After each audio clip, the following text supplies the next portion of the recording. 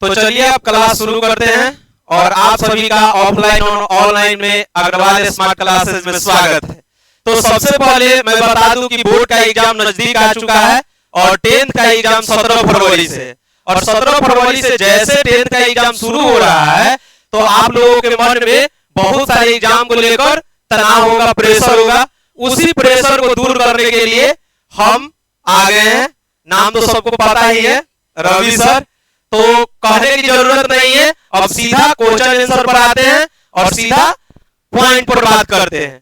Question आज जो हम शुरू करने वाले हैं, पूरा सोशल साइंस में जो मिक्स क्वेश्चन शुरू करने वाले हैं, आज वही क्वेश्चन बताएंगे जो ज्यादा से ज्यादा एग्जाम में आने की संभावना रहेगी। और ये मान के चलिए कि जिसका ऑब्जेक्टिव सही ज्यादा होगा वो फर्स्ट डिवीजन के नजदीक रहेगा। जिसका ऑब्जेक्टिव ज्यादा से ज्यादा सही होगा वो टॉप जरूर करेगा। अगर ऑब्जेक्टिव गलत हो गया तो समझिए कि टॉप या फर्स्ट डिवीजन में शंका है। तो कोशिश करिए कि ऑब्जेक्टिव लगभग 40 से ऊपर बनना चाहिए। तो हम ज्यादा से ज्यादा कोशिश करेंगे कि सोशल साइंस में 40 से प्लस क्वेश्चन बने। आप लोगों को पढ़ाया गया है, उसमें कोई शक नहीं है कि आप लोग 40 से ऊपर नहीं सही करिए, एकदम शक है। हम ये रिलैक्स हैं कि 40 से ऊपर बनेगा। वो साइंस हो, सोशल साइंस हो, हिंदी हो, ये 3 विषय का समझिए की गारंटी है। अगर ये 10 दिन बने रहिएगा और एग्जाम के दिन बने रहिएगा तो जरूर यहाँ से सही होगा। तो आइए कुछ क्वेश्चन देखते हैं। जैसे हमारा फर्स्ट चैप्टर है इतिहास में यूरोप में राष्ट्रवाद। क्या है? यूरोप में राष्ट्रवाद है। तो पहला क्वेश्चन यहीं से बन जाएगा कि यूरोप में राष्ट्रवाद क्या है। अगर ये क्वेश्चन 2 नंबर में पूछ दे या फिर 5 नंबर में पूछ दे तो यहाँ से ये क्वेश्चन निकल जाएगा। लिखेंगे ना कि यूरोप में राष्ट्रवाद एक ऐसी घटना थी जिसमें यूरोप की जनता अपने अधिकारों के लिए लड़ाई लड़ी। यूरोप की जनता अपने अधिकारों के लिए लड़ाई लड़ी। और राष्ट्रवाद का अर्थ होता है कि अपने अधिकार के लिए हक मांगना, अपने अधिकार के लिए हक मांगना या अपने अधिकार के लिए कठोर शासन के खिलाफ आवाज उठाना। तो राष्ट्रवाद क्या है? अगर एक टर्म में पूछ दे कि राष्ट्रवाद क्या है तो राष्ट्रवाद एक ऐसी घटना है जिसमें व्यक्ति अपने अधिकार के लिए या अपने देश के लिए लड़ाई लड़ता है। यही ना है कि राष्ट्रीय चेतना को क्या कहते हैं? राष्ट्रवाद। या देश प्रेम को क्या कहते हैं? राष्ट्रवाद। हम लोग भारत के नागरिक हैं तो हम लोग भारत से प्यार कर रहे हैं कि पाकिस्तान से? भारत से। तो भारत से हम लोग प्रेम कर रहे हैं या भारत के लिए लड़ाई लड़ रहे हैं, वो कौन सी घटना है? राष्ट्रवाद की घटना है। तो पहला क्वेश्चन बन जाए कि राष्ट्रवाद क्या है। तो राष्ट्रवाद एक ऐसी विचार है जिसमें कोई व्यक्ति अपने अधिकार के लिए या अपने देश की रक्षा के लिए क्या करता है? लड़ाई लड़ता है। यही घटना क्या कहलाएगा? राष्ट्रवाद। लेकिन लिखा गया है क्या? यूरोप में राष्ट्रवाद। तो यूरोप में राष्ट्रवाद की घटना क्या थी कि वहां की जनता अपने अधिकारों के लिए कठोर शासन के खिलाफ क्या कर रही थी? लड़ रही थी। और कठोर शासन मतलब क्या? कठोर शासन मतलब क्या? कठोर शासन मतलब क्या? कठोर शासन का कहने का मतलब है कि क्या वहां वंश कौन था? बोर्बो राजवंश। कौन था? बोर्बो राजवंश। कौन था राजवंश? बोर्बो राजवंश। ये कठोर राजा था। और इसमें का राजा कौन हुआ? एक तो लुई 14वां हो गया। कौन हुआ? लुई 14वां, ये लिख दे रहे हैं। फिर क्या होगा? लुई 15वां। और अंतिम हम लोग क्या पढ़े हैं? लुई 16वां। और गिलोटीन पर किसको चढ़ाया जाता है? लुई 16वां को। क्यों? क्योंकि लुई 16वां सबसे ज्यादा क्या था? कट्टर या कठोर राजा था, जिसे जनता मिलकर किस पर चढ़ा दी? गिलोटीन पर। और गिलोटीन बताए थे क्या है? 2 खंभों के बीच में लगा हुआ धारदार प्लेट को क्या कहते हैं? गिलोटीन कहते हैं। अब देखिए कि फ्रांस की क्रांति कब हुई? क्या प्रश्न है? फ्रांस की क्रांति कब हुई? तो फ्रांस की क्रांति कब हुआ था? 1789 में। पहला प्रश्न है कि फ्रांस की क्रांति कब हुई? 1789 में। तो डेट पूछ लेगा कि फ्रांस की क्रांति कब हुई? 14 जुलाई को। कितना जुलाई को? 14 जुलाई को। अब यहाँ पे सुनिए कि फ्रांस की क्रांति अगर 14 जुलाई को होता है तो 14 जुलाई को क्या क्या होता है? पहला प्रश्न, फ्रांस की क्रांति अगर 14 जुलाई को होता है तो उस दिन फ्रांस की जनता अपने अधिकार के लिए कौन सा जेल तोड़ा था? बास्तिल का। कौन सा जेल? बास्तिल का। और बास्तिल का जेल किस तारीख को टूटा था? 14 जुलाई को। बास्तिल का जेल किस तारीख को टूटा था? 14 जुलाई को। और जैसे ही बास्तिल का जेल 14 जुलाई को टूटा था तो उससे कैदी निकलेंगे। और कैदी किसके खिलाफ लड़ाई लड़ेंगे? लुई 16वां के खिलाफ। किसके खिलाफ? लुई 16वां के खिलाफ। अब ये लुई 16वां क्या होगा? आगे चलकर मारा जाएगा। और फ्रांस की जनता राष्ट्रवाद की ओर धीरे धीरे बढ़ते चली जाएगी। तो ये तो प्रश्न लिख लीजिएगा लोग। अगला प्रश्न है कि ऑस्ट्रेलिया की राजधानी कहां थी? वियना। ऑस्ट्रेलिया की राजधानी कहां थी? वियना। और ऑस्ट्रेलिया के कठोर शासक कौन था? मेटरनिक। कौन था? मेटरनिक। कौन था? मेटरनिक। अगला क्वेश्चन है कि वियना सम्मेलन कब हुआ? 1815 में। वियना सम्मेलन कब हुआ? 1815 में। और वियना सम्मेलन 1815 में हुआ तो यहाँ के शासक कौन था? मेटरनिक। कौन था? मेटरनिक। और मेटरनिक कैसा था? कठोर था कि मुलायम था? कठोर था। और ये क्या चाहता था कि कोई भी देश एकजुट होके ना रहे। ये इटली के एकीकरण के भी खिलाफ था, जर्मनी के एकीकरण के भी खिलाफ था, यहाँ तक कि फ्रांस के एकीकरण के भी खिलाफ था। क्या फ्रांस को कभी ये आजाद होने देना चाहता था? नहीं होने देना चाहता था। इसने क्या बुलाया? Vienna meeting. क्या बुलाया?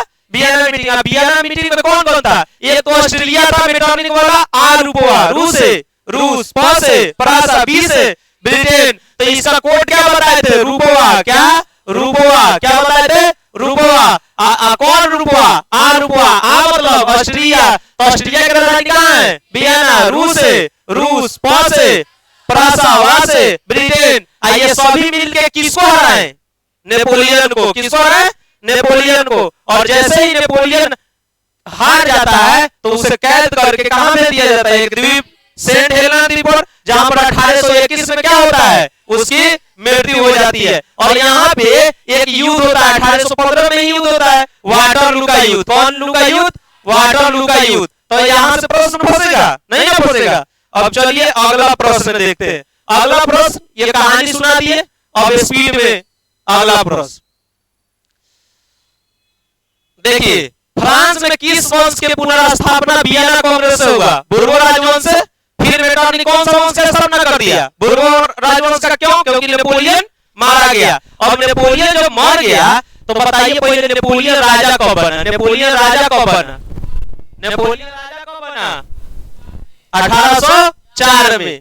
नेपोलियन राजा कब बना? 1804 में। 1804 में राजा बना तो नेपोलियन अपने लिए क्या लाया? नेपोलियन कानून या नेपोलियन की संहिता। इसी को कहते हैं नेपोलियन कोड। क्या कहते हैं? Napoleon code. अगला प्रश्न है कि वियना सम्मेलन की मेजबानी किसने की? मेटरनिक ने।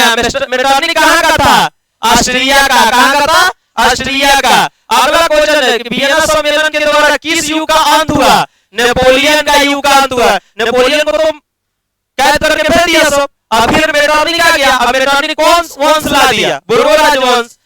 वियना सम्मेलन से किस युग की शुरुआत हुई? मेटरनिक युग की। तो वियना सम्मेलन कब हुआ था? 1815 में। कब हुआ था? 1815 में। और ये मेटरनिक का शासन कब तक चला? 1815 से लेके 48 तक। 1815 से लेके पहला क्वेश्चन पूछेगा कि अगर वियना सम्मेलन से मेटरनिक का युग का शुरुआत हुआ, नेपोलियन का युग का अंत हुआ, तो मेटरनिक 1815 से लेकर कब से कब तक? 1848 तक। ये एग्जाम में सीधा सीधा क्वेश्चन पूछ लेता है कि मेटरनिक का युग कब से कब तक चला? 1815 से लेकर 1848 तक। अगला प्रश्न देखिए। वियना सम्मेलन में किस युग की शुरुआत हुई? मेटरनिक। लुई 18वां कहां का राजा था? फ्रांस का। लुई 18वां फ्रांस का। लुई 14वां का है, 15वां का है, 16वां का है, 17वां का है, 18वां का है, ये सब कहां का होगा? फ्रांस का। चार्ल्स दसम कैसा शासक था? निरंकुश और प्रतिक्रियावादी। अब दो बात बताए थे। एक बताए थे 1830 की क्रांति, एक बताए थे क्या? 30 की क्रांति। और एक बताए थे आगे चल के 1848 की क्रांति। क्या बताए थे? 1848 की क्रांति। तो फ्रांस में 3 क्रांति। एक 1789 वाला हम लोग पढ़ लिए।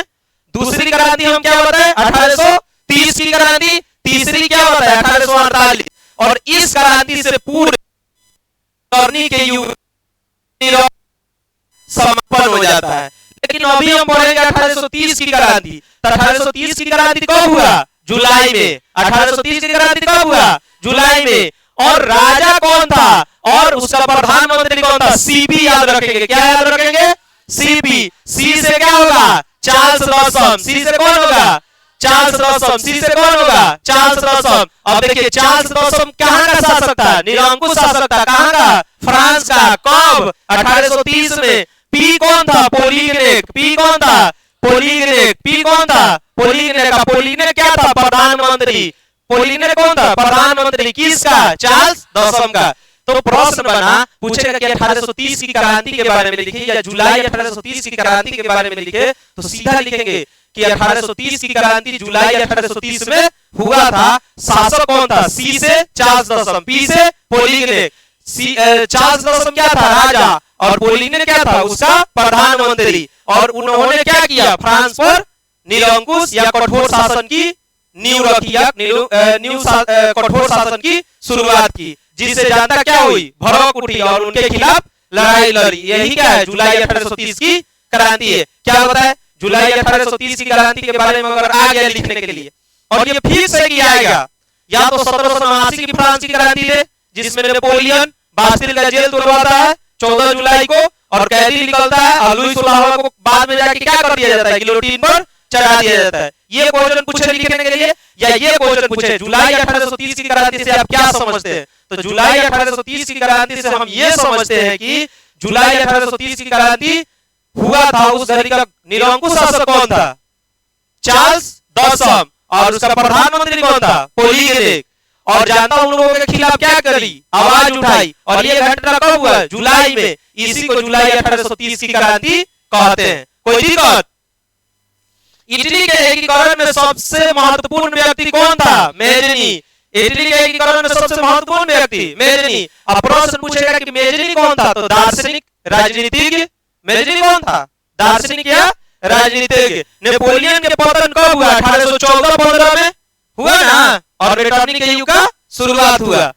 मेजनी का संबंध किस दल से था? कार्बोनारी। मेजनी कहाँ का था? इटली का। मेजनी कहाँ का था? इटली के एकीकरण में। कौन सी संस्था बनाया था? कार्बोनारी। कौन सा संस्था बनाया था?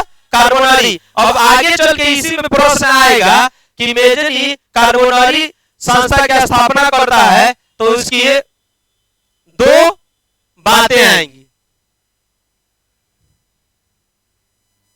अब देख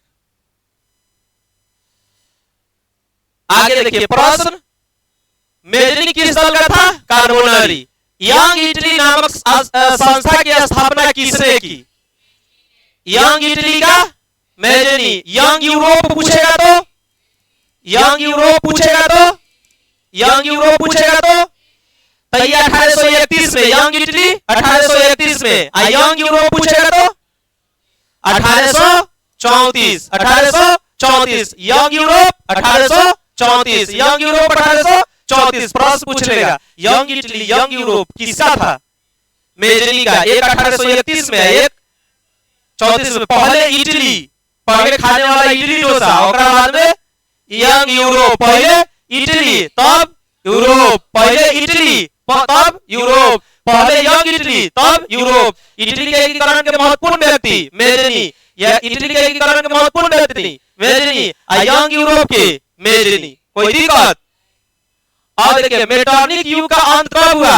1815 से लेके 1848 तक चला था ना। कब अंत हुआ? 1848 में। विक्टर इमैनुअल ने किसे प्रधानमंत्री के रूप में नियुक्त किया? बताए थे विक्टर इमैनुअल। ऊपर में जो इटली ऐसे जूता की आकृति की तरह बनता है ना, जूता की तरह, तो ऊपर क्या था? एक सार्डिनिया पीडमोंट था। Sardinia piedmont, Sardinia piedmont. वहां के शासक कौन था? Victor Emmanuel. इटली के किनारे पर एक क्षेत्र था सार्डिनिया पीडमोंट, सार्डिनिया। और वहां के शासक कौन था? Victor Emmanuel. और उसका प्रधानमंत्री कौन था? Count Cavour. कौन था? Count Cavour. अगला प्रश्न बताइए, क्रीमिया का युद्ध कब हुआ? क्रीमिया का युद्ध कब हुआ? 1853 से 34 में। 1853 से 34 में क्या हुआ? क्रीमिया का युद्ध। क्या हुआ? क्रीमिया का युद्ध 1853। एकदम याद रखिए कि क्रीमिया का युद्ध कब हुआ? 1853 से 54 में। 1853 से 54 में। गैरीबाल्डी पेशे से क्या था? ये सबसे, ये तो प्रश्न भूलने वाला नहीं है। गैरीबाल्डी पेशे से क्या था? नाविक। गैरीबाल्डी पेशे से क्या था? नाविक। काउंट काबूर की मृत्यु कब हुई? 1862 में। काउंट काबूर की मृत्यु कब हुई? 1862 में।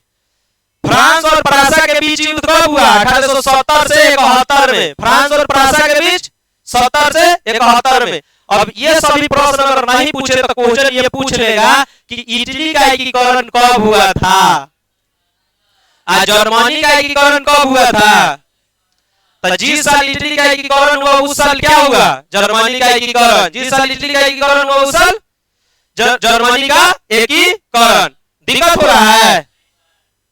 अब देखिए खत्म क्या है,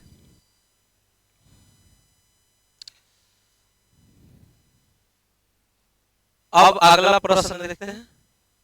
पेज सिलेक्ट हो ना, ये क्या आ गया,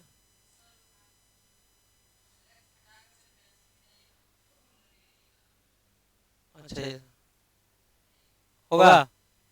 कहां तक हम लोग पढ़े हैं, यहाँ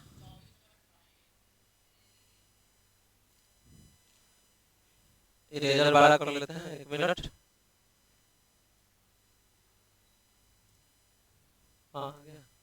थोड़ा सा स्लो है। अब देखिए क्रीमिया का युद्ध कब हुआ, 1853 से 54। गैरीबाल्डी पेशे से क्या था, गैरीबाल्डी पेशे से क्या था, काउंट काबूल की मृत्यु कब हुआ, फ्रांस और फ्रांसा के बीच युद्ध कब हुआ, इटली का एकीकरण कब हुआ, जर्मनी का एकीकरण कब हुआ।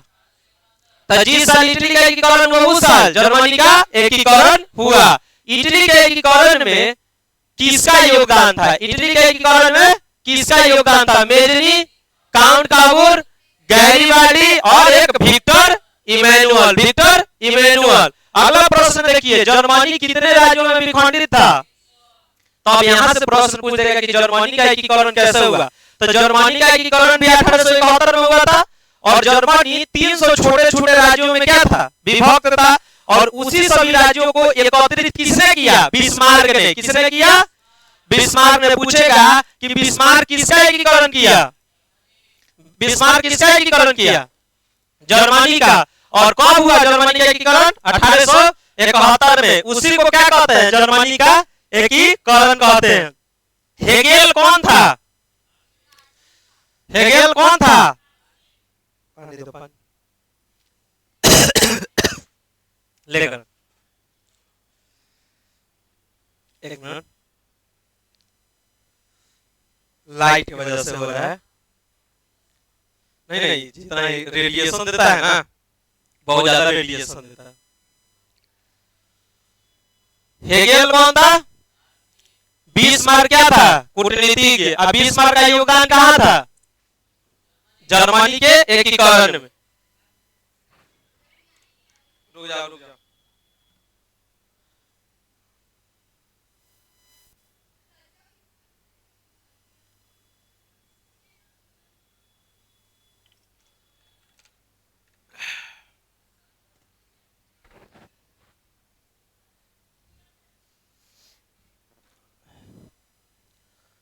अब देखो बिस्मार्क क्या है, बिस्मार्क, बिस्मार्क किसके विचारों से प्रभावित है, हेगेल के। बिस्मार्क किसके विचारों से प्रभावित है, हेगेल के। अब ये सभी प्रश्नों में 3 महत्वपूर्ण प्रश्न, इटली का एकीकरण कब हुआ, 1871। जर्मनी का एकीकरण कब हुआ, 1871। इटली का एकीकरण में Count Cavour, Victor Emmanuel, Mazzini और गैरीबाल्डी। गैरीबाल्डी पेशे से क्या था, नाविक था। जर्मनी के एकीकरण में कौन था, बिस्मार्क। रॉक और लॉ की नीति किसने दिया, बिस्मार्क। रॉक और लॉ की नीति किसने दिया, बिस्मार्क। और बिस्मार्क किसके विचारों से प्रभावित है, हेगेल। बिस्मार्क किसके विचारों से प्रभावित है, हेगेल। अगला प्रश्न देखते हैं। अगला प्रश्न क्या है, रॉक और लॉ की नीति। अगला प्रश्न क्या है, रॉक और लॉ की नीति।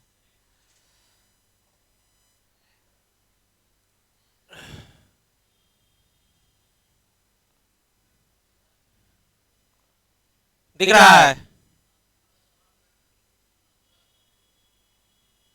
लो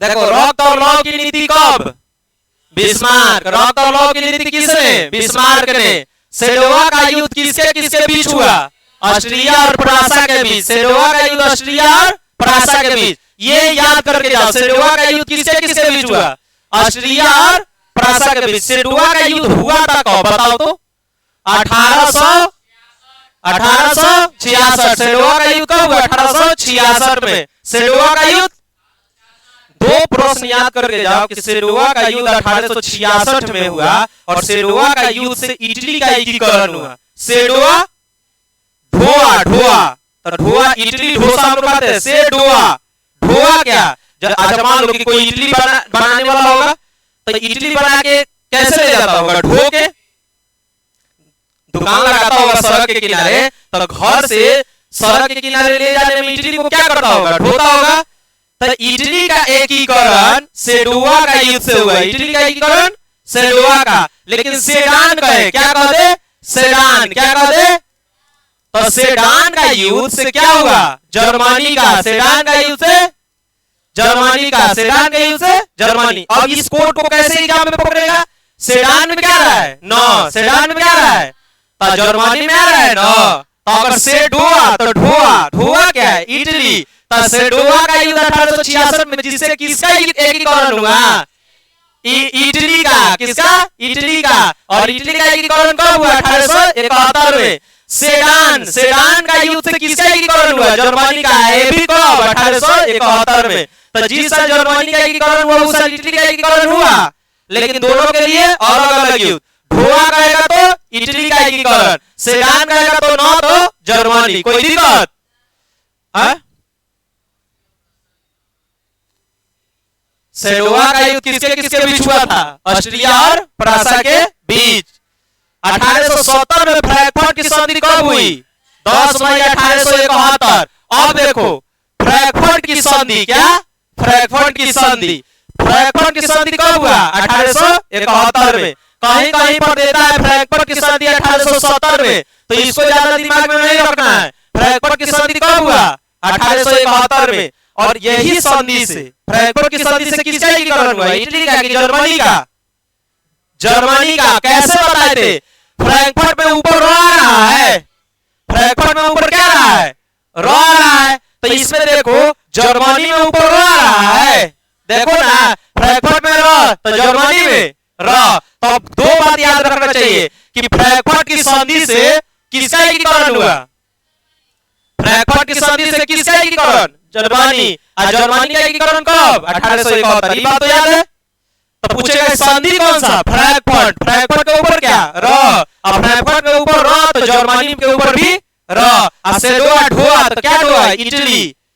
सेडान में न तो जर्मनी, सेडान में न तो जर्मनी। सेडान के युद्ध से जर्मनी का एकीकरण, सेडोवा का युद्ध से इटली का एकीकरण। और ये फ्रैंकफर्ट में रह रहा है तो जर्मनी का एकीकरण। कोई दिक्कत यहाँ तक। एड्रियानो पोल की संधि देखो, एड्रियानो में न रहा है, एड्रियानो पोल की संधि, एड्रियानो पोल की संधि में 9 पकड़ो, 1829। एड्रियानो पोल की संधि कब, 1829। कैसे बताए थे सर, एड्रियानो में आएगा क्या, न, एड्रियानो में आएगा क्या, न, तो क्या होगा, 1829। कोई दिक्कत, पकड़ रहा है ना। टीपू सुल्तान कहाँ का शासक था, मैसूर का। टीपू सुल्तान कहाँ का शासक था, मैसूर का। मैसूर कहाँ पड़ता है, कर्नाटक में। मैसूर कहाँ पड़ता है, कर्नाटक। टीपू सुल्तान कहाँ का शासक था, मैसूर का। साथे बोलते रहो, टीपू सुल्तान कहाँ का शासक, मैसूर का। फ्रांसीसी क्रांति से प्रभावित होकर किसने जैकोबिन क्लब की स्थापना की, टीपू सुल्तान ने। टीपू सुल्तान दो काम किया, जैसे नेपोलियन वहां था फ्रांस में, तो नेपोलियन और टीपू सुल्तान को मित्र माना जाता था। क्या माना जाता था, दोस्त। तो एक दोस्त दूसरे दोस्त के जैसा होगा ना। नेपोलियन भी वहां क्रांतिकारी, लुईस फ्रांकों को किस पर चढ़ा दिया, गिलोटिन पर। और खुद नेपोलियन को बाद में मेटरनिक हटा दिया, लेकिन नेपोलियन क्रांतिकारी था ना। फ्रांस की आजादी में उसका योगदान है कि नहीं है। 14 जुलाई 1789 को जो जेल तुड़वाया था उसमें सबसे बड़ा योगदान किसका था, नेपोलियन का। किसका, नेपोलियन। और उस घड़ी भारत में मैसूर में कौन था, टीपू सुल्तान। कौन था, टीपू सुल्तान। और टीपू सुल्तान किसका दोस्त है, नेपोलियन का। तो नेपोलियन का दोस्त है कौन, टीपू सुल्तान। है कहाँ का, भारत में मैसूर का। यानी वहां फ्रांस में नेपोलियन, भारत में कौन, टीपू सुल्तान। टीपू सुल्तान है कहाँ का, मैसूर का। मैसूर कहाँ पड़ता है, कर्नाटक में। मैसूर कहाँ पड़ता है, कर्नाटक में। अब देखो टीपू सुल्तान जैकोबिन क्लब की स्थापना करवाता है, तो नेपोलियन भी जैकोबिन क्लब का क्या रहता है, सदस्य रहता है। एक क्लब बनाता है लोग, एक ग्रुप बनाता है लोग, दोनों दोस्त एक ग्रुप बनवाता है लोग। टीपू सुल्तान कहेगा कि जैकोबिन क्लब का सदस्य था कि नहीं, तो था। टीपू सुल्तान किसका मित्र था, नेपोलियन का। नेपोलियन जैकोबिन क्लब का सदस्य था कि नहीं? तो था। दोनों दोस्त एक क्लब में मिलते जुलते थे। तो ऐसे याद रख लो कि जैकोबिन क्या था? ग्रुप था, क्लब था। उसमें नेपोलियन का भी मुलाकात हुआ और टीपू सुल्तान का। जैसे तुम अपने सहेली के साथ जाएगी घूमने, क्लब में जाएगी तो अपने सहेली के साथ जाएगी ना, तो उसी तरह याद कर लो कि टीपू सुल्तान फ्रांस से आता था और टीपू सुल्तान भारत से आता था और नेपोलियन फ्रांस से आता था। नेपोलियन फ्रांस से आता था। पूछेगा कि जैकोबिन क्लब का सदस्य कौन था? टीपू सुल्तान। नेपोलियन था कि नहीं? तो था। दोनों दोस्त थे। कोई दिक्कत यहां तक? मित्र थे। इटली और जर्मनी वर्तमान में किस महादेश के अंतर्गत आते हैं? यूरोप। इटली और जर्मनी यूरोप। अब फ्रांस कहां किस में आता है? यूरोप में। फ्रांस किस में आता है? यूरोप में। भारत किस में आता है? भारत पूछेगा तो भारत एशिया में। भारत किस में? भारत किस में? एशिया महादेश में। भारत किस में? एशिया महादेश में। इटली, जर्मनी, फ्रांस यूरोप में। इटली और जर्मनी के एकीकरण के विरुद्ध कौन था? ऑस्ट्रिया। कौन था? ऑस्ट्रिया। टाइपिंग करने वाला से मिस्टेक हो गया है। कौन था? ऑस्ट्रिया। और ऑस्ट्रिया का कौन था? मेटरनिक। कौन था? मेटरनिक। कोई दिक्कत यहां तक? जर्मनी राज्य का निर्माण किसने किया? नेपोलियन बोनापार्ट ने। जर्मन राज्य का निर्माण किसने किया? नेपोलियन बोनापार्ट ने। जलवेराइन क्या थी? तो जल में हम लोग क्या करते हैं? व्यापार। जल में पनिया जहाज चलता है जिसमें सामान ढोता है, तो जल से क्या होगा? व्यापार। जलवेराइन क्या थी? व्यापारिक। तो पूछेगा जलवेराइन तो जल में क्या? व्यापार करने वाला जहाज। तो जलवेराइन क्या थी? व्यापारिक संस्था थी। यूरोप वासियों के लिए किस देश का साहित्य ज्ञान स्रोत रहा, यानी प्रेरणा स्रोत रहा? तो यूनान का। कहा? यूनान का। और इसी यूनान को हम लोग क्या कह देते हैं? ग्रीक। क्या कह देते हैं? ग्रीक। यूनान की राजधानी पूछेगा तो क्या कहेंगे? एथेंस। यूनान की राजधानी एथेंस। यूनान की राजधानी एथेंस। यूनान की राजधानी एथेंस। अब देखिए प्रीव्यू कर देते हैं, ठीक है कि ना? ये दिमाग कहां था वो?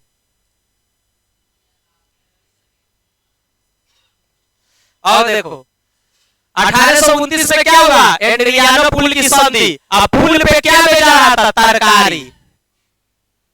पूछेगा कि एड्रियानोपुल की संधि कब हुआ था? 9 से पकड़ लिए तो 9, 1829 पकड़ा तो गया। अब पुल पे क्या बेचा रहा था? तरकारी। पुल पे क्या बेचा रहा था? तरकारी। तो तुर्की। पूछेगा कि एड्रियानोपुल की संधि किसके साथ हुआ? तुर्की के साथ। किसके साथ? तुर्की। सर क्या बताए? एड्रियानोपुल में 9 1819 और उसपे पुल पे क्या बेचा रहा था? तरकारी। तो किसके साथ? तुर्की के साथ। किसके साथ? तुर्की के। दिमाग में है ना? अभी तक 40 क्वेश्चन में दिक्कत नहीं। हंगरी की राजधानी कहाँ थी? बुडापेस्ट। हंगरी मतलब क्या होता है? भूखा। हंगरी मतलब क्या होता है? भूखा। अब भूखा कौन है? बूढ़ा। भूखा कौन है?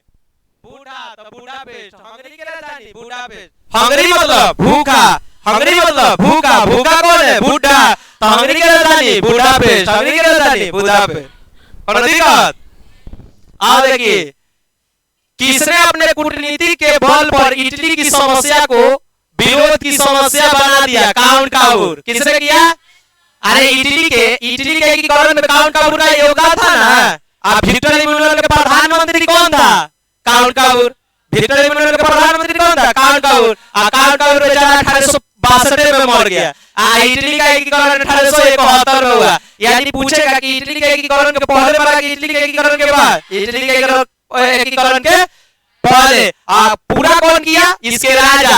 काउंट काउर के राजा कौन था? Victor Emmanuel. विक्टर इमैनुअल यही ना था।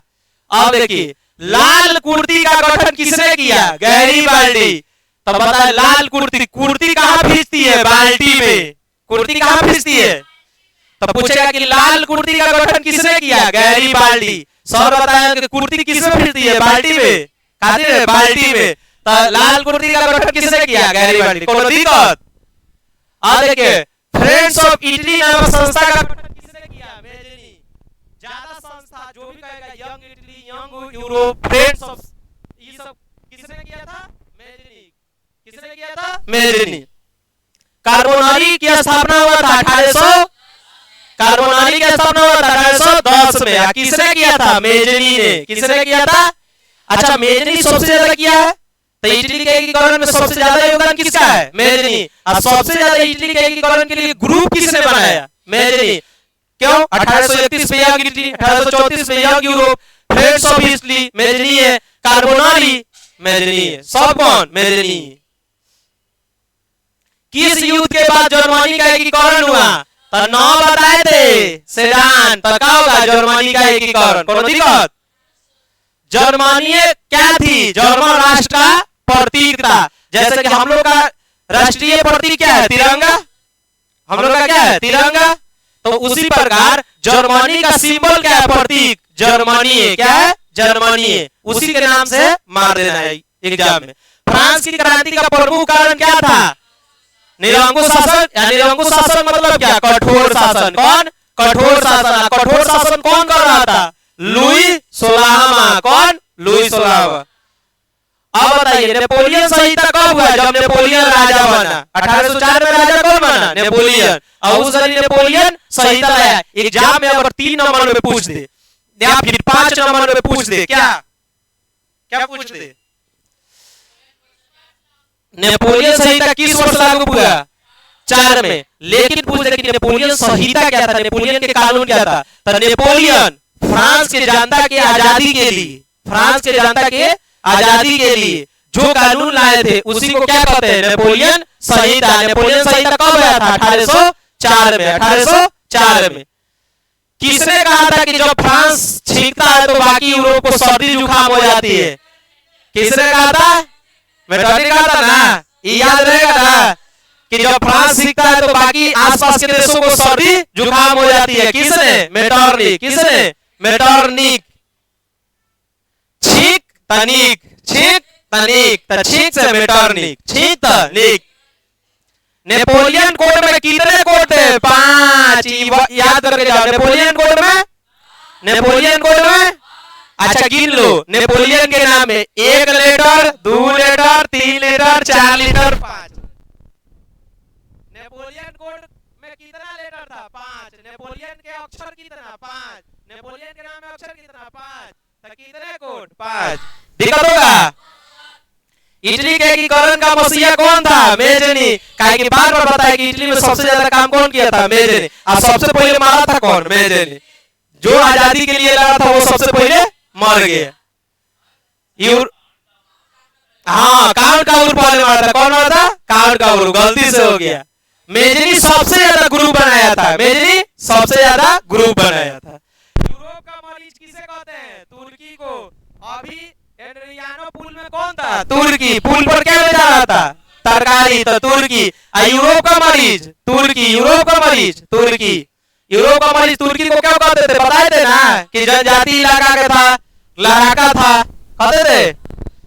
यूरोपीय सभ्यता का पालना कौन था? यूनान। यूरोपीय सभ्यता का पालना यूनान की राजधानी एथेंस। यूनान की राजधानी एथेंस। अगर ये नहीं पूछेगा तो हंगरी की राजधानी बुडापेस्ट। हंगरी कौन है? बूढ़ा व्यक्ति। भूखा कौन है? बूढ़ा व्यक्ति।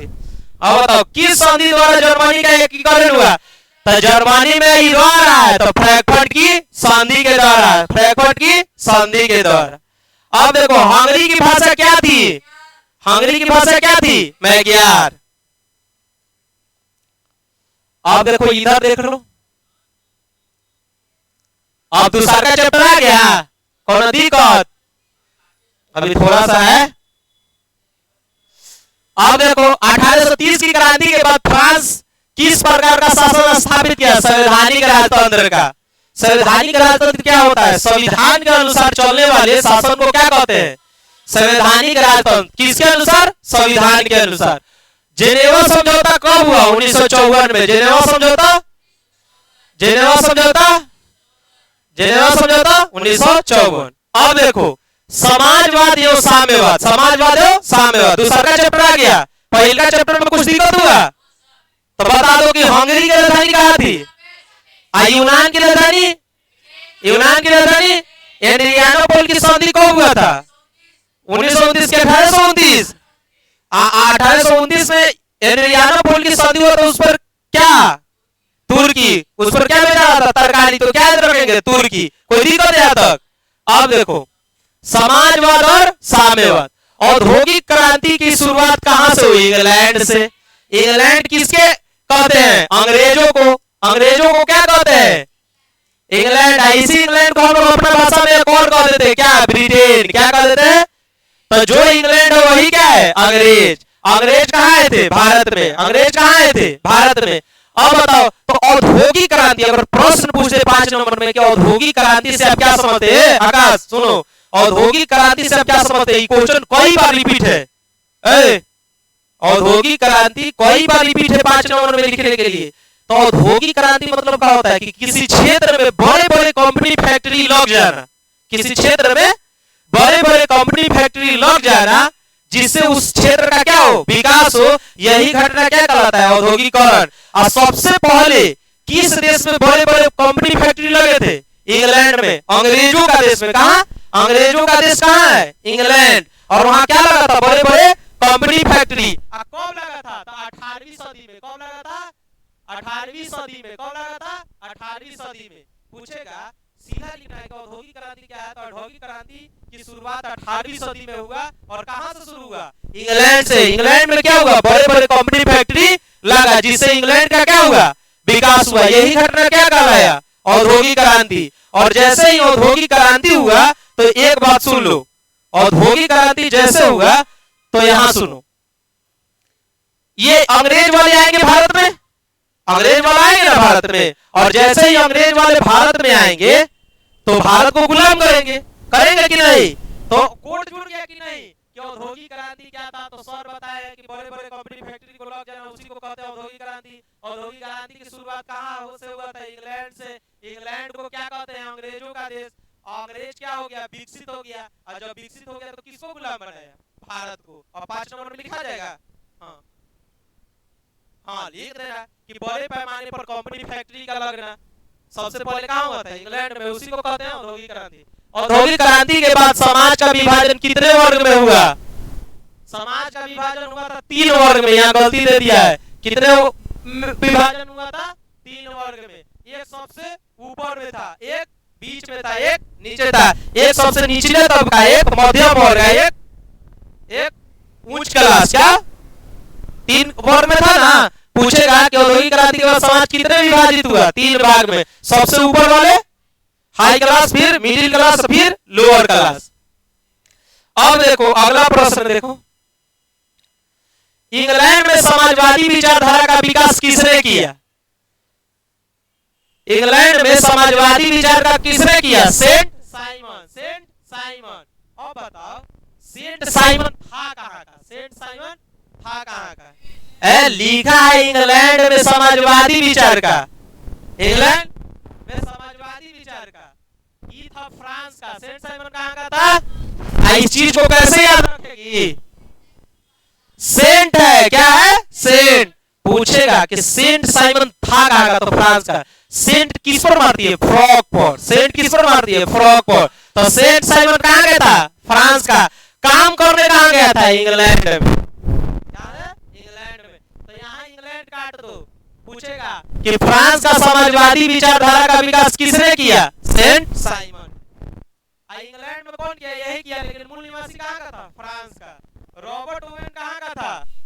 रॉबर्ट ओवेन कहां का था? ब्रिटेन का। किसने कहा था कि संतुष्ट श्रमिक ही वास्तविक श्रमिक है? Robert Owen. किसने कहा था? Robert oven.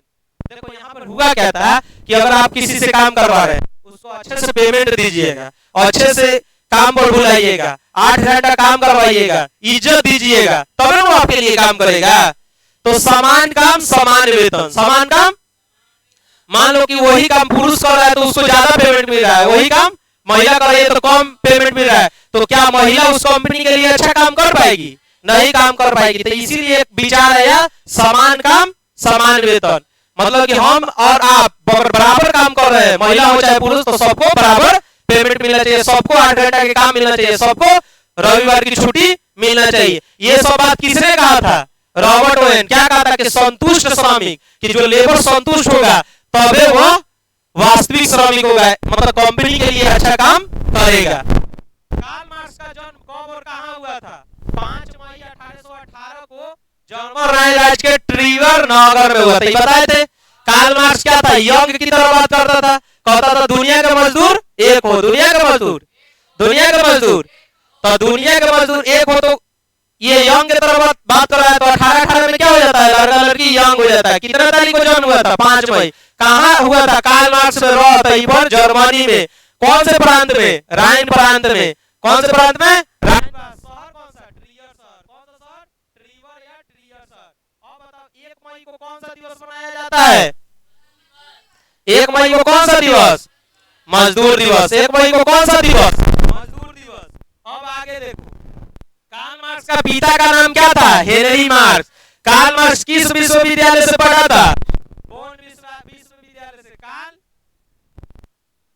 कार्ल मार्क्स किस विश्वविद्यालय, बोन विश्वविद्यालय। ये क्वेश्चन अगर पूछ लेगा तो कैसे याद रखेंगे कि कार्ल मार्क्स बोन विश्वविद्यालय से। तो कार्ल मार्क्स विश्वविद्यालय में पढ़ गया, क्या पी के गया, बॉर्नवीटा, बोन विश्वविद्यालय। कौन सा, बॉर्नवीटा। कार्ल मार्क्स क्या पी के गया था, बॉर्नवीटा। तो कार्ल मार्क्स किस विश्वविद्यालय से पिया, पढ़ा पिया नहीं, पढ़ा, तो बोन विश्वविद्यालय से। कार्ल मार्क्स का विवाह कब और किसके साथ हुआ था, 1843 में जेनी के साथ। किसके साथ, कार्ल मार्क्स की पत्नी का नाम क्या था, जेनी। 1818 में, 1843 में बेचारा का शादी हो गया। अगला देखो, बॉर्नवीटा पी के कौन सा विश्वविद्यालय में गया, बोन विश्वविद्यालय। कोई दिक्कत। अब देखो, कार्ल मार्क्स का मुलाकात फ्रेडरिक एंजल से कब और कहां हुई थी, 1844 में पेरिस से। कार्ल मार्क्स की मुलाकात फ्रेडरिक एंजल से कब और कहां हुई, 1844 में पेरिस में। साम्यवादी घोषणा पत्र का प्रकाशन कब हुआ था, 1848 में। साम्यवादी घोषणा पत्र का प्रकाशन कब हुआ था, 1848 में। समाजवाद का जनक किसे कहा जाता है, कार्ल मार्क्स को। समाजवाद का जनक कार्ल मार्क्स को कहा जाता है। तो समाजवाद का जनक किसे, कार्ल मार्क्स को। दास कैपिटल के लेखक कौन थे, कार्ल मार्क्स। और दास कैपिटल के लेखक कार्ल मार्क्स। दास कैपिटल प्रकाशित कब हुआ, 1867। दास कैपिटल में 100 आ रहा है तो कब प्रकाशित हुआ, 67। दास कैपिटल में 100 आ रहा है तो कब प्रकाशित हुआ, 67। ये कोड जो बता रहे हो याद रखना, दास कैपिटल में क्या है, 100, तो कब, 67। और दास कैपिटल में किसके बारे में लिखा था, मजदूरों के बारे में। किसने लिखा था, कार्ल मार्क्स ने। दुनिया के मजदूर एक हो, किसने कहा था, कार्ल मार्क्स ने। कार्ल मार्क्स कहां का था, कार्ल में रॉ आ रहा है तो जर्मनी का। शहर कौन, ट्रियर शहर। साम्यवादी यो का बाइबल किसे कहते हैं, दास कैपिटल को। साम्यवादी के बाइबल किसे कहते हैं, दास कैपिटल। प्रथम अंतरराष्ट्रीय संघ कहां हुआ, 64 में। हुआ कहां था, लंदन में। कहां हुआ था, कहां हुआ था, लंदन। इंग्लैंड के राजधानी, इंग्लैंड के राजधानी, इंग्लैंड के राजधानी लंदन। सबसे पहले औद्योगिक क्रांति कहां से हुआ था, इंग्लैंड, लंदन से। आए ना दिमाग में। द्वितीय अंतरराष्ट्रीय कब हुआ, 14 जुलाई 1889 में। अभी क्या बताए थे, 14 जुलाई 1789 बताए थे, 14 जुलाई। ये खाली 1789 कर देंगे तो क्या होता, फ्रांस की क्रांति। और 100 साल बढ़ा देंगे तो क्या होता, द्वितीय अंतरराष्ट्रीय संघ। द्वितीय अंतरराष्ट्रीय संघ। फ्रांस की क्रांति कब हुआ था, 14 जुलाई 1789। 14 जुलाई 1789। 100 साल बढ़ाएंगे तो द्वितीय अंतरराष्ट्रीय संघ। द्वितीय अंतरराष्ट्रीय संघ कहने का मतलब क्या है, ये सब कौन कर रहा था, प्रथम द्वितीय, ये कार्ल मार्क्स के द्वारा हुआ था। प्रथम अंतरराष्ट्रीय संघ। द्वितीय में ये नहीं था, मर गया था। लेकिन कार्ल मार्क्स मजदूरों के लिए काम कर रहा था, तो जगह जगह पर मजदूरों के लिए क्या लग रहा था, मीटिंग। इसी मीटिंग को कहें फर्स्ट इंटरनेशनल। क्या कहें, फर्स्ट इंटर। इसको कहेंगे सेकेंड इंटरनेशनल। अब फर्स्ट इंटरनेशनल 1864 में हुआ कहां था, लंदन में। द्वितीय इंटरनेशनल 1889 में हुआ कहां था, पेरिस। अब पेरिस किसकी राजधानी है, फ्रांस की। फ्रांस की राजधानी किस, फ्रांस की राजधानी पेरिस। फ्रांस की राजधानी पेरिस। लंदन किसकी राजधानी है, इंग्लैंड के। इंग्लैंड की राजधानी लंदन। इंग्लैंड की राजधानी लंदन। कोई दिक्कत। अब देखो, अंतरराष्ट्रीय मजदूर दिवस कितने तारीख को मनाया जाता है, 1 मई को। बोल्शेविक क्रांति कब हुआ, नवंबर 1917 में। बताए थे बोल्शेविक क्रांति। मेंशेविक और बोल्शेविक के बीच क्या हुआ, लड़ाई हुआ। उसमें जीता कौन, बोल्शेविक। अब बोल्शेविक का नेता कौन था, लेनिन। कौन था, लेनिन। इसी को क्या कहते हैं, नवंबर 1917 की क्रांति। हार गया कौन, मेंशेविक दल का नेता। मेंशेविक दल का नेता कौन था, मेंशेविक दल का नेता कौन था, केरेंस्की। कौन था, केरेंस्की। बढ़िया से पढ़ाया ना, दिमाग आ रहा है। तो पूछेगा कि बोल्शेविक क्रांति कब हुआ था? नवंबर 1917। अगर नवंबर 1917 ना है तो अक्टूबर 1917। लेकिन अक्टूबर नवंबर दोनों है तो नवंबर 1917 बाद वाला लेंगे। क्या लेंगे? बाद वाला। और नवंबर 1917 की क्रांति क्या हुई तो कहां हुआ था? रूस में हुआ था। रूस में हुआ था। किसके खिलाफ? जार निकोलस द्वितीय के खिलाफ। इसमें हारा कौन? मेंशेविक दल का नेता केरेनेंस्की। और मेंशेविक दल का नेता केरेनेंस्की किससे हार गया? बोल्शेविक दल का नेता लेनिन से हार। लेनिन रूस में कैसा राजा बना? एक अच्छा राजा बना ना। रूस के जार को क्या कहते हैं? रूस के सम्राट। ये तो भूलना नहीं है। रूस के जार को रूस के सम्राट। रूस में कृषि दासता का अंत किसने किया? अलेक्जेंडर द्वितीय। इसी को क्या कहते हैं? निकोलस द्वितीय। निकोलस द्वितीय। अलेक्जेंडर द्वितीय को ही इंग्लिश में अलेक्जेंडर द्वितीय, हिंदी में निकोलस द्वितीय। कब तक अंत किया था? 1861 में। कब किया था? 1861 में। रूस जापान का युद्ध कब हुआ था? 1904 से 5 में। हम बताए थे कि 1905 में रूस जापान युद्ध हुआ था तो जापान छोटा देश और रूस बड़ा देश, और छोटा देश जापान से रूस हार गया था और रूस के लोग आवाज उठाने लगे थे और आगे बढ़ के राजा के महल को क्या कर लिए थे? घेर लिए थे। रोटी दो का नारा। कहां? ये सब रूस में हो रहा है। और वहीं पर क्या हुआ था? खूनी रविवार। राजा क्या करवाता है 1905 में? यही ना है कि रूस जापान युद्ध होता है 1905 में। तो 1905 में ही क्या हो जाता है? खूनी रविवार। क्या होता है?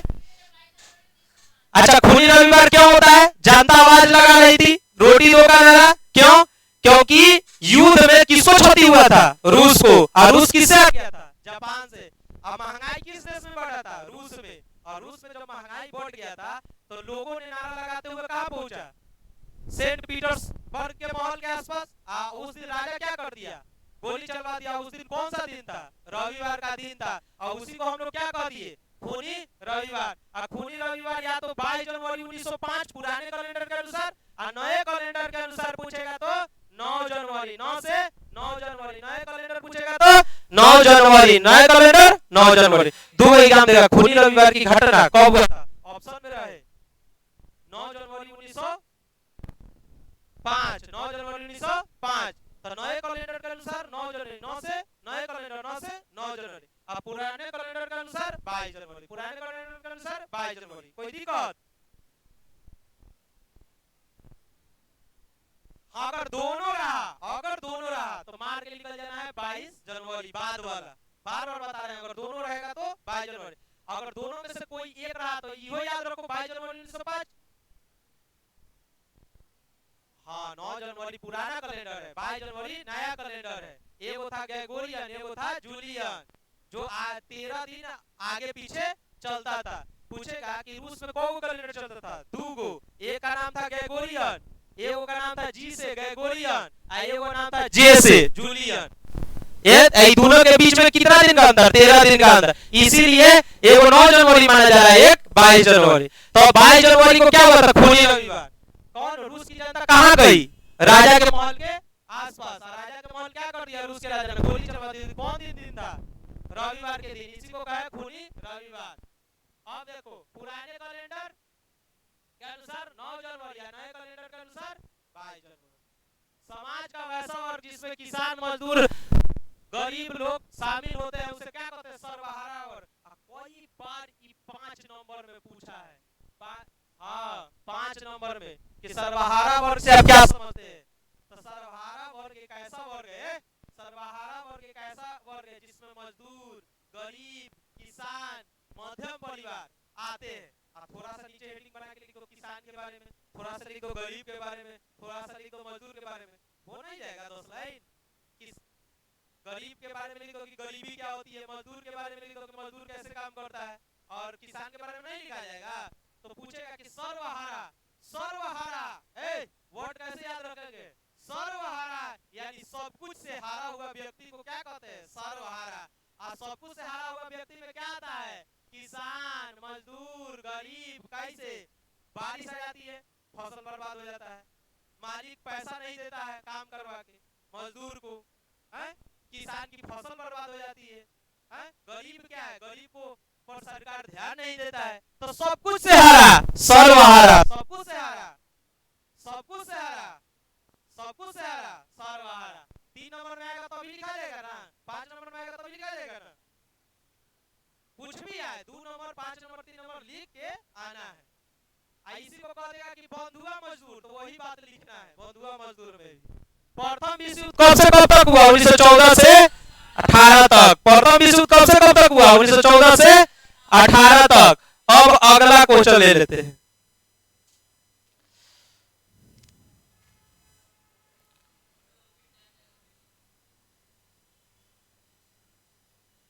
अब ये दूसरे 100 क्वेश्चन पढ़ाएंगे, टेंशन क्यों लेता है? अब देखो, अंतर्राष्ट्रीय महिला दिवस किस तिथि को मनाया जाता है? 8 मार्च को। अंतर्राष्ट्रीय महिला दिवस, अंतर्राष्ट्रीय महिला दिवस, मजदूर दिवस 1 मई, मजदूर दिवस 1 मई। अंतर्राष्ट्रीय महिला दिवस किस वर्ष से मनाया जाता है? 1975 से। सबसे पहले महिला दिवस कब मनाया गया था? 1975 में। कब मनाया गया था? 1975 में। अरे महिला जो है हमेशा पचर पचर पचर पचर कैले रहती है, जहाँ देखिए मुंह चलते रहता है। तो महिला दिवस कब मनाया जाता है? 1975 में। याद करने के लिए, किसी को मतलब खराब नहीं करे, महिला हमेशा कहीं भी दूसरा सहेली मिल जाएगी, पचर पचर पचर पचर करेगी सब ना। तो 75 कौन से मनाया जा रहा है? 8 मार्च से। सबसे पहली बार कब मनाया गया था? 1975 में। और उस वजह से अब तक मनाया जा रहा है। लगभग 50 साल हो गया ना। 75 25 उधर इधर 25। हाँ सही बात है। भूमि शांति रोटी का नारा किसने दिया? लेनिन ने। लेनिन ने दिया था। बोल्शेविक क्रांति कहा जाता है अक्टूबर की क्रांति या फिर नवंबर की क्रांति? ब्रेस्ट लिट्स की संधि कब हुआ था? रूस और जर्मनी के बीच में। किसके किसके बीच हुआ था? रूस और जर्मनी के बीच में। रूस और जर्मनी के बीच में। लाल सेना का गठन किसने किया था? ट्राटोस्की। लाल कुर्ती कहेगा तो कुर्ती खींचेगी बाल्टी में, तो गहरी बाल्टी। और लाल सेना कहेगा तो ट्राटोस्की। लाल सेना कहेगा तो ट्राटोस्की। लाल कुर्ती कहेगा तो गहरी बाल्टी, कुर्ती कहाँ खींचेगी? बाल्टी में। लाल सेना कहेगा तो ट्राटोस्की। ट्राटोस्की क्या कहेगा? ट्राटोस्की। गलती लिखा है। हाँ इंडिया में नहीं पूछता है, तुम्हारा सिलेबस में नहीं है। अगर पूछ देगा तो खान अब्दुल गफ्फार का, अगर इंडिया में पूछेगा तो खान अब्दुल गफ्फार का। चेका क्या था ये पूछता है। चेका क्या था? पुलिस दास्ता था। क्या था? पुलिस दास्ता था। दूगो क्वेश्चन। जेलवेराइन क्या था? व्यापारिक संस्था। जेलवेराइन क्या था? व्यापारिक संस्था। और चेका क्या था? पुलिस संगठन। नई आर्थिक नीति की घोषणा किसने की? लेनिन ने। कब? 1921 में। और लेनिन बेचारा मर गया 1924 में। तो एनईपी न्यू इकोनॉमिक पॉलिसी की घोषणा किसने की? लेनिन ने। कब? 1921 में। मर गया कब? 1924 में। अच्छा सोवियत संघ का विघटन कब हुआ? 1991 में। सोवियत संघ का विघटन कब हुआ? 1991 में। ये पूछना नहीं है हमेशा। अभी एग्जाम है, हम तुमको पीएचडी नहीं करवा रहे हैं। वो तो हम जानते हैं कि क्लास में तुमको पीएचडी करवा दी है। तभी देखो है इति चुकुर बोलता है ना, छोटा पॉकेट वाला धमाका, वही हाल है। यूटोपियन समाजवादी नहीं है। पूछ देगा तो कार्ल मार्क्स यूटोपियन समाजवादी नहीं है। कार्ल मार्क्स के छोड़ के बाकी सब यूटोपियन समाजवादी था। पूछेगा कि यूटोपियन समाजवादी था तो जो स्वप्नदर्शी था, सपने की तरह बात करता था, उसे क्या कहते थे? यूटोपियन समाजवादी। वार एंड पीस के लेखक कौन है? टॉल्स्टॉय। कौन थे? टॉल्स्टॉय।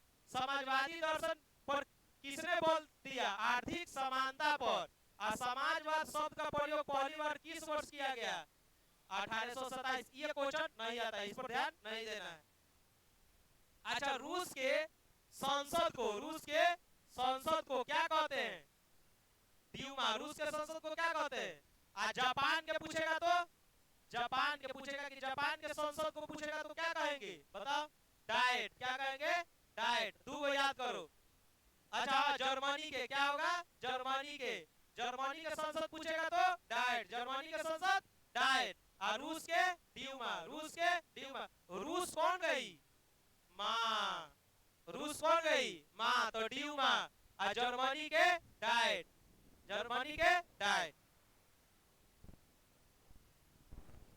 रास्तिन क्या था? भ्रष्ट पादरी। ये थोड़ा सा मिस्टेक है यहाँ पे। अब आगे देखो। ये खत्म हो गया, यहाँ तक 2 चैप्टर खत्म कर देते हैं। अब देखो समाजवादी भावना का किस क्रांति के फलस्वरूप उद्भव हुआ? औद्योगिक क्रांति। औद्योगिक क्रांति हुआ कहाँ था? इंग्लैंड में। कहाँ हुआ था? इंग्लैंड में। फ्रांसीसी समाजवाद के विकास का जन्मदाता कौन था? Saint Simon. कौन था? अभी बताए थे तो सेंट कहाँ मारेगी? फ्रॉक में। तो सेंट साइमन कहाँ का था? फ्रांस का। हा? अच्छा तो वैसे याद करो, सेंट मारेगी फ्रॉक पर तो फ्रांस। स्वप्नदर्शी समाजवाद के संस्थापक थे रॉबर्ट ओवेन। ये रॉबर्ट ओवेन था कहाँ का? इंग्लैंड का। कहाँ का था? इंग्लैंड का। अप्रैल थीसिस किसने लिखी? लेनिन ने। अप्रैल थीसिस लेनिन ने। काम के अधिकार को संवैधानिक अधिकार का रूप सबसे पहले किसने दिया? सोवियत संघ, रूस।